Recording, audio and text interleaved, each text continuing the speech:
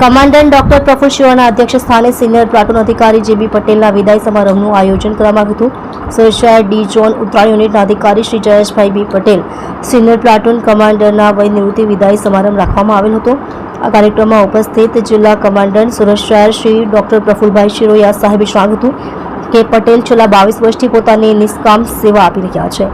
Corona જેવી મહામારી, VIP બંદોબસ્ત તેમજ અગત્યની ફરજોમાં પણ તેમણે પોતાની ફરજ બજાવેલ છે। પોતાના યુનિટ તેમજ સુરત શહેરના અન્ય હોમગાર્ડ્સને પણ જરૂર હોય ત્યારે મદદ માટે તત્પર રહેતા સાથે પોતે પણ રક્તદાન કરતા હતા। પોતાના સગાના નેત્રદાન પણ કરાવે। નિવૃત્તિ પછી પણ આ દળ તમારા પરિવારની જેમ તમારી સાથે જ રહેશે। શાલ ઓઢાડી સ્મૃતિ ભેટ આપે।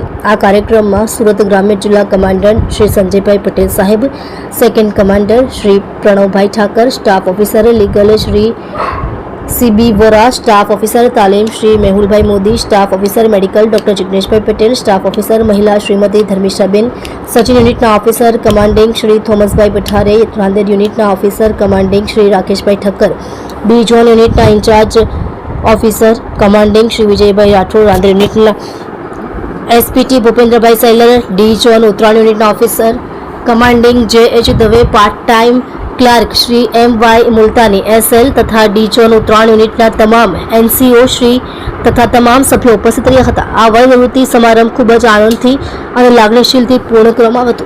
સુરત શહેર ઉત્તરાયણના ઓફિસર કમા જયંતિભાઈ દવેએ આભાર વ્યક્ત કર્યો હતો।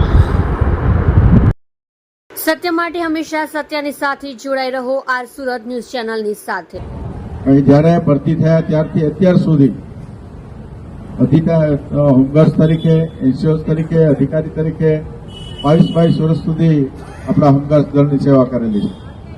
એના વિદાય સમારંભના કાર્યક્રમમાં ઉપસ્થિત